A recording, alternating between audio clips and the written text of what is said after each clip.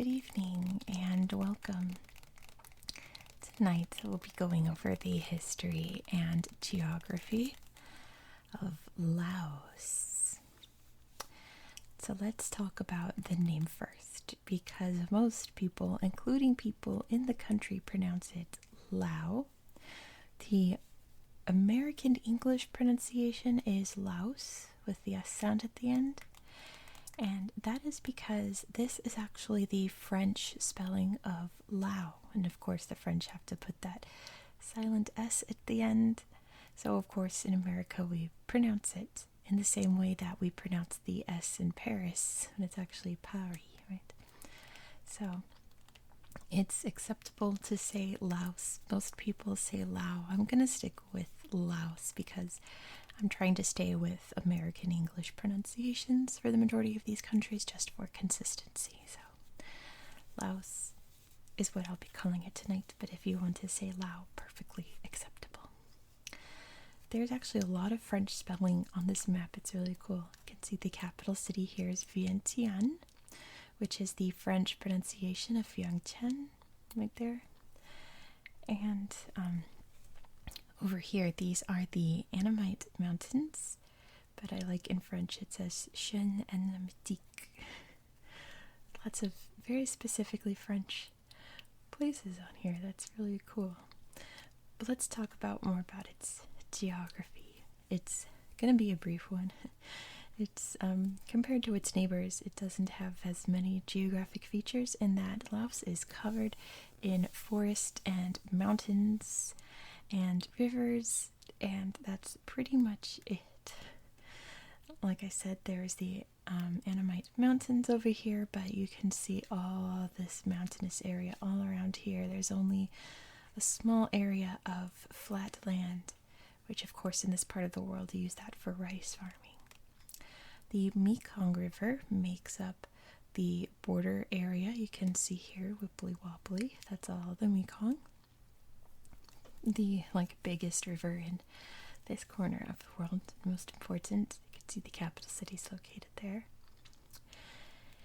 And borders, the most important part. It borders China up here. It has a long border with Vietnam. The border goes across the Annamite Mountains, across the top of them. It's been the delineation mark for a long, long time. Here's the border with Cambodia, another river. And then, like I said, the Mekong River is the border with Thailand, and they have a little border up here with Myanmar. So it is a landlocked country, mainly because, like I'll mention in history, it's surrounded by some pretty powerful ancient kingdoms, so they gobbled up as much as the coastline as they could. And just an aside, Laos is included in an area known as the Golden Triangle, which is roughly like this area up here, where there's a lot of poppies grown for opium. Every geography fact I read about Laos mentioned that, so I'm just throwing that in there. It's okay, there's that. And these mountains are full of caves, and there's lots of waterfalls flowing down. Too many beautiful waterfalls to mention. My microphone's picking up some interference. I'm not sure if you can hear that. I apologize if you can. But for the most part, that's about it for Laos. I'm going to show you some places on Google Earth after we go over history, because there's some very interesting sights to see in Laos. But let's talk about how Laos came to be, how it's shaped like this, and so on and so forth. So, the oldest human remains found in Laos are about 46,000 years old. There were some very interesting ancient cultures in Laos, of course, predominantly rice farming cultures, but most famously, Laos is home to the Field of Jars, which of course I'm going to show you on Google Earth. They are these gigantic jars. They're huge. You can't even wrap your arms around them to pick them up. They're made of stone.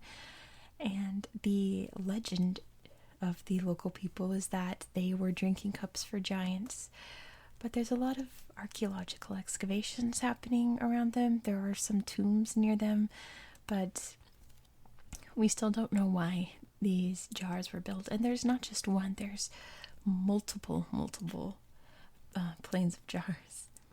I thought there was just one big one. No, there's a lot of jars up in this northern area of Laos. So that culture continued as kind of an isolated place up here in the mountains. The modern day descendants of the Lao and Thai people migrated from about this region up here down into the area between the 8th and 10th centuries and developed their own distinct cultures and identities. In the 14th century, down here in the Khmer Empire in what's now Cambodia, a prince named Phang Gum was exiled. He came up to here and founded Lan Xang, his own kingdom, which would last for quite a long time. And he brought with him Theravada Buddhism, which took over the region and still is the predominant religion to this day. I'll show you on Google Earth, but you can't throw a rock without hitting a wat or a temple or a statue or a stupa. It's covered in Laos. It's really remarkable. And of course, they're all spectacularly gorgeous, right? During this time in Laos's history, there were many different kings that would be powerful, and then after their death, the kingdom would splinter and then reunite, and on repeat for quite a long time. The only king that I'll mention is Sattatirat, because in the 16th century he built a very famous stupa temple place in the center of what's now Vientiane called Tat Long. It's like the most iconic building in Laos, so I'll show it to you on Google Earth, and you'll see a statue of him next to it, so I had to mention him. In the 17th century, there was another split into 3 different principalities. These would be like the permanent ones until Laos was unified. The northern one was Luang Prabang, which you can see Luang Prabang is up here. We'll look at it on Google Earth too. It's a fascinating place. But it was the historical capital of Lan Xang for a long time. It kind of moved back and forth between Vientiane and Luang Prabang, but Luang Prabang became its own thing. And then Vientiane was in the center here, and in the south was Champsak down here. They weren't very powerful compared to their neighbors. They had Siam up here and Burma, and an increasingly powerful Vietnam, thanks kind of to the French influence at the time. So the Burmese would wind up annexing Luang Prabang, and the Siamese made Vientiane and Champsak like paid tribute in a way. They were a vassal state, which there was a big uprising in Vientiane, right? Yes, Vientiane. I like blinked there. My mouth was trying to say Luang Prabang, but I knew it wasn't that. That's coming up. Vientiane. And the Siamese came and completely ransacked the city after the rebellion. This would be in 1826. What happened in Luang Prabang? In the 19th century, this city was ransacked by a Chinese bandit group known as the Black Flag Army. And the king of Luang Prabang would flee to the French-occupied territory of French Indochina, which at this point was pretty much just mostly like Vietnam. I think it was mostly just Vietnam and parts of Cambodia. He asked for help because his capital was destroyed. France happily agreed, like, yes, of course, we will help you. And it became part of French Indochina, and it was a protectorate at first, and then eventually would get absorbed. And the same would happen to Vientiane and Champsaak. So the country was officially unified into Laos after it became part of French Indochina. And It was mostly used as a buffer state against the powerful kingdom of Thailand over here, so that they couldn't invade and attack the very important shipping and farming in Vietnam. There was some farming in Laos, but like I said in geography, it's mostly just mountains and forest, so not a lot of farming can happen there. There was some, but not nearly as much as its neighbor in Vietnam. So the French just kind of left it as is. They tried to get a lot of Vietnamese people to move into Laos to increase the population a bit. But World War II happened not long after that. The Japanese came in and invaded. First it was Vichy France, of course, whose power would weaken because they were kind of fighting a major war over in Europe. So Japan came in and invaded, and it was very messy in Laos. Thailand would invade parts of it, taking advantage of the instability, and it was a mess. But the war ended. The Japanese left.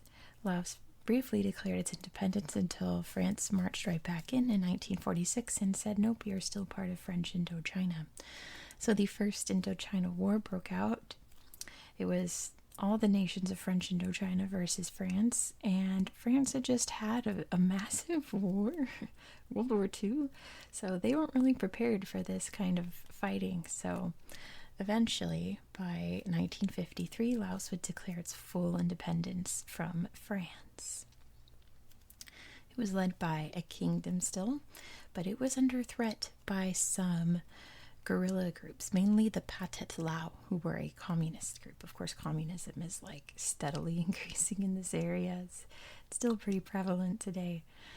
So a civil war broke out between the Laotian army and the guerrilla fighters. And of course, the guerrilla fighters were financed by the Soviet Union and the Viet Cong over in Vietnam, and the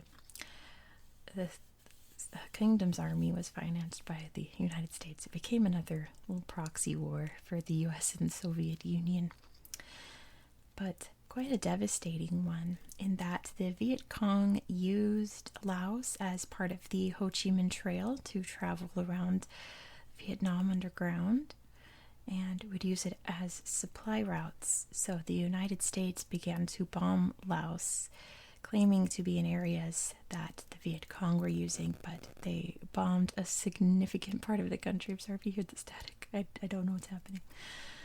They bombed a significant amount of the country. Laos is the most bombed country in the world based on its size and population. There are still craters all across Laos today. There are still bombs that haven't been detonated, like a lot of them. Laos is mainly just forest because you can't go into most of it because, boom, you don't want to have that happen to you. So it was pretty horrific. There were some very terrible instances throughout Laos from the American bombings. But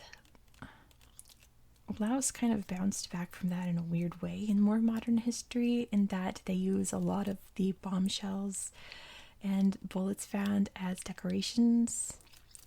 You'll see pictures on Google Earth. It's very bizarre.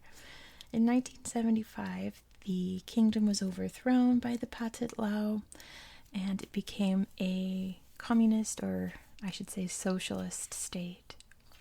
Is what it identifies as today. It's the Lao People's Democratic Republic today. Many people fled Laos during this time to escape the persecution from the new communist government, in particular the Hmong people.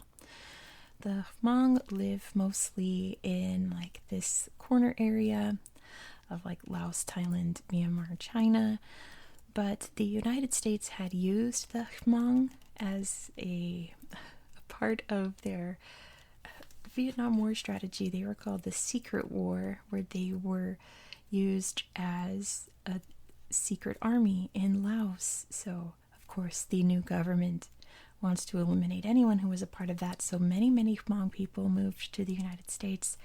A lot moved into Thailand. and there is a very large exodus. Laos today is very interesting in that it is still a very socialist state, one party, all the bells and whistles of that. But it is very rural for the most part. There are big cities, but the majority of the country is still very rural. Of course, like I said, there are Buddhist places all over, temples, stupas, wats, all kinds. The Lao are very, very into their Buddhism, and it kind of ties everything together. You know, all the different ethnic groups that live in Laos are connected through that religion, and gives more of a sense of unity, I think, than a socialist state does. That's just my opinion. But the government has slowly been able, after the Soviet Union collapsed, they lost a lot of revenue, but slowly trying to build up some infrastructure. They've just built a train track route, so on and so forth, and starting to build highways, which again is very hard because it's all mountains and forest. So it's been slow going, but slowly but surely Laos has been repairing a lot of the political friendships around the world. In particular, in 2004, they made amends with the United States. The United States opened up trade to them again, and, full contact, I suppose, like that cut off during the Vietnam War is finally lifted. So I think that's really improved Laos greatly. And of course, many other major countries around the world have been doing the same in the past 20 years or so. So Laos is on the up and up. There are organizations trying to find out and clear as many bombs as possible, but it's very hard going and very dangerous, as you can imagine. But that's basically it for Laos's history. Let me go grab my tablet and we'll take a look at this beautiful country.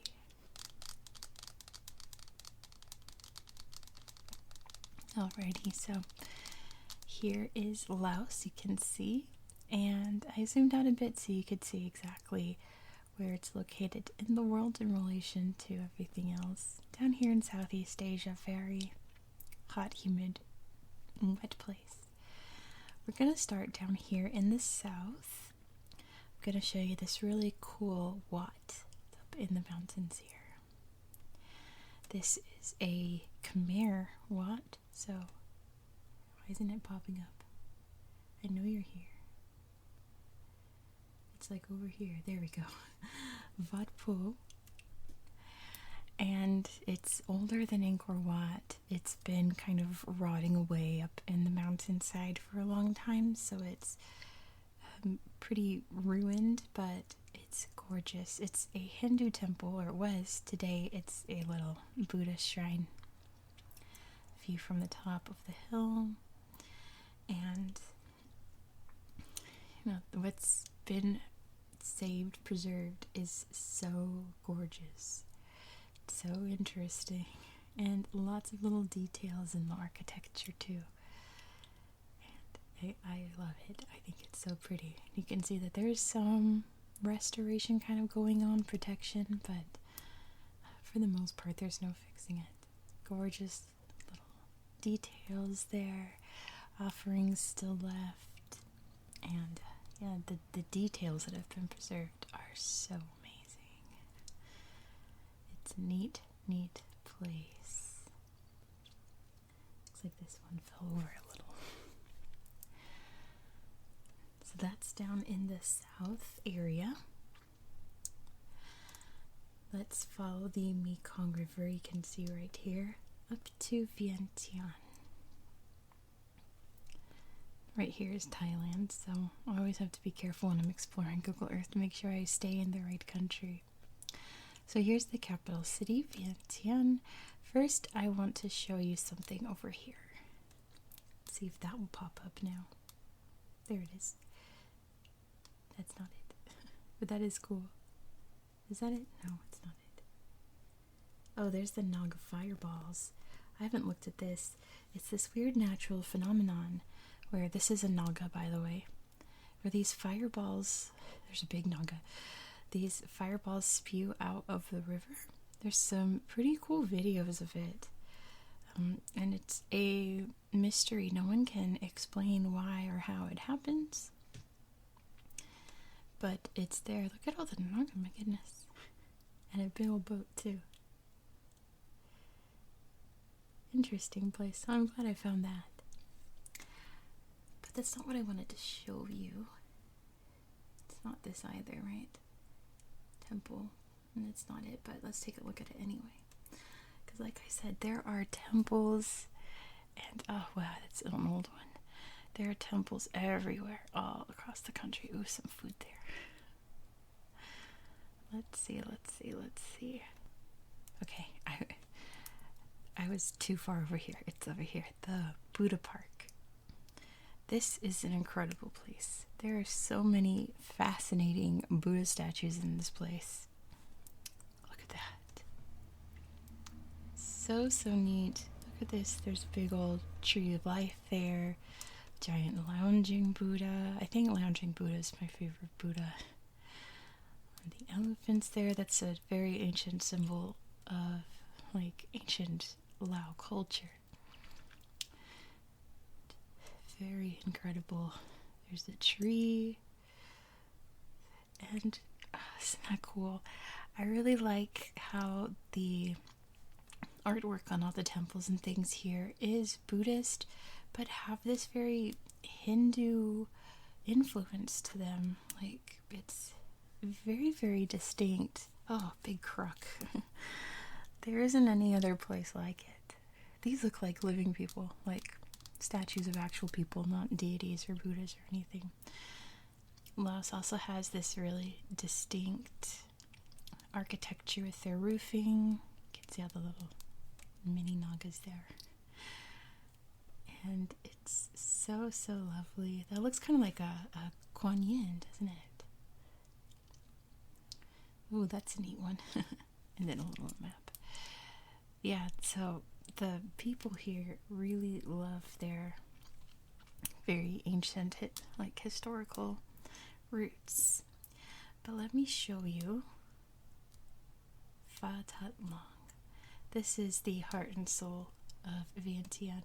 Here's King Setatira, but we'll see pictures of him. Or his statue, at least. It's a great statue also. It's a giant gold stupa you can see there. There he is. Isn't that fantastic? And it's an absolutely gorgeous complex. The whole area is very highly decorated. Lots of Buddhas there. Stunning. And you can see that kind of Hindu influence in it too, and all the colors there, the art style. Big Naga, the guardian protectors. Isn't that pretty? It's such a lovely place. Oh my gosh, that's beautiful.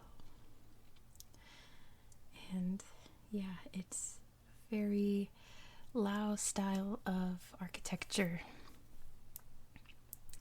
It looks a little bit Thai, it looks a little bit Cambodian, it looks a little bit Vietnamese, looks a little bit everything else kind of all mushed into one. Hindu art and Buddhist art all mushed up together. But yeah, it's a big city. This area is like the main, like the equivalent of like the National Mall in the United States. All the important buildings are around here. But that, in a nutshell, is Vientiane. There's not much to show you on little details. I should show you this too. This is a war memorial built between 1957 and 1968 for those who fought for independence. It's a really beautiful memorial monument place, right? Like, it's gorgeous. What a wonderful way to honor those who lost their lives for independence for Laos. It's gorgeous, right? Oh my gosh. Anyway, let's head a little bit north. And I'm going to show you. I got turned around. Here's Pobia. That's the highest point right there. I'm going to show you the Field of Jars. At least like the main famous one, the one that you see all the pictures from. All right, I found it, I believe, over here. Yes, there's a visitor center. So up here is the very famous Plain of Jars site. Up here. It's not a very good satellite image, but all these little dots are jars. And what's really sad is you can see the impact craters from the bombings over here still. This area was very heavily bombed. A lot of jars were damaged. It's really, really sad. But let me show you some of the jars. Where's the visitor center? There we go. We can see some of the big old jars. So, yeah, there's the plane there. Lots of artillery shells found. And there's big old jars. Let's see. Ooh, Pew Cave. Let's see, this is more of the center. I want to show you the actual jars. Let's see if we can't do this. Haha. Excellent. Let's check it out. So I want to show you exactly how they are called jars, because they have a big old hole in the top. And we still don't know why they were constructed.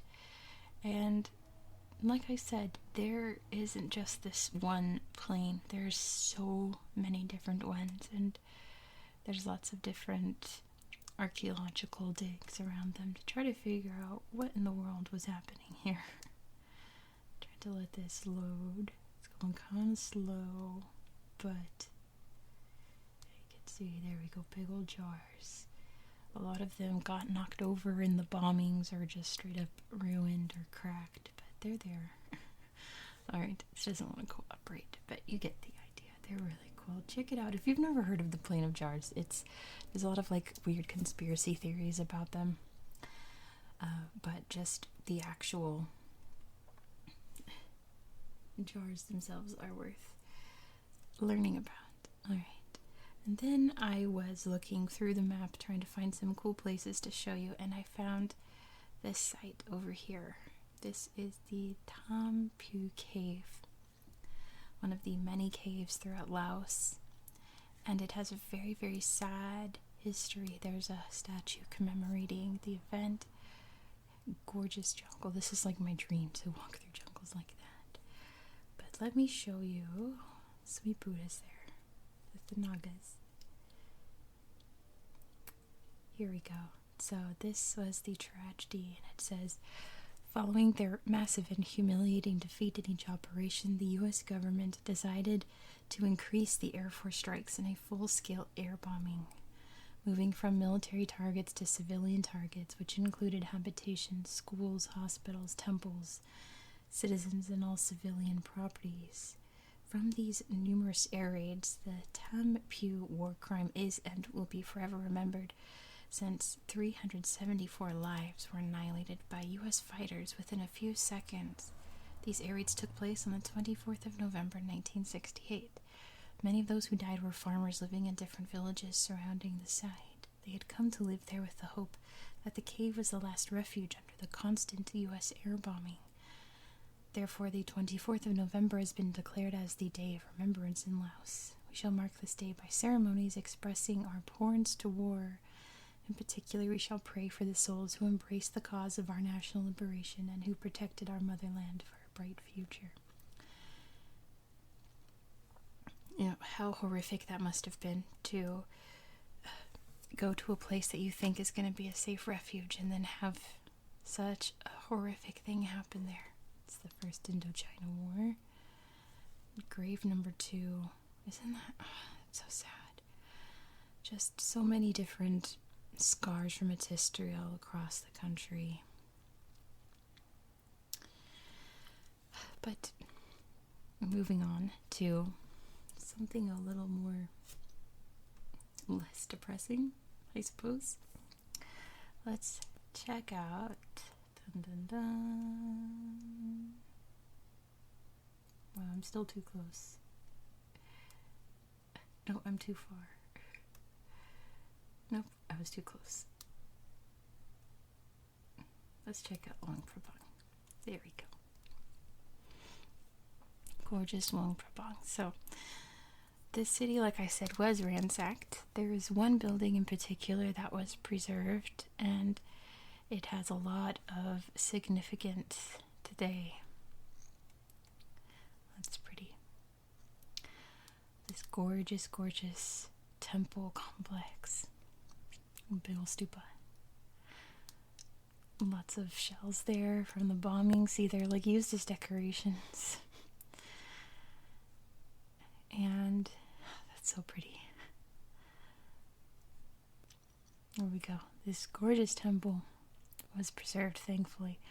And there's a tradition in this town where the monks from the temple come out in the morning and collect alms, and people pass hot rice to them. Look at the tree of life here. And that's their breakfast, like their only real meal of the day. Because all the other times they're praying and chanting and studying. It's a really neat place.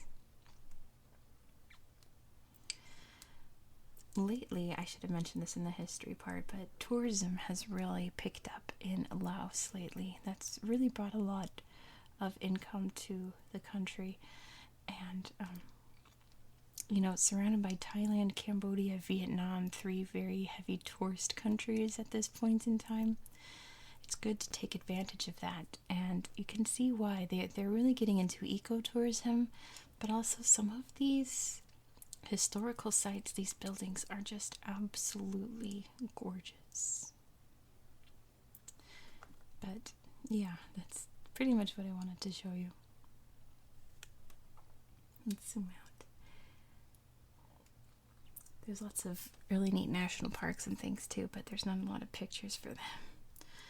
So we're going to end it there for tonight. So thank you so much for watching. I do hope that you found this video relaxing and educational, and I hope that you have a very good night.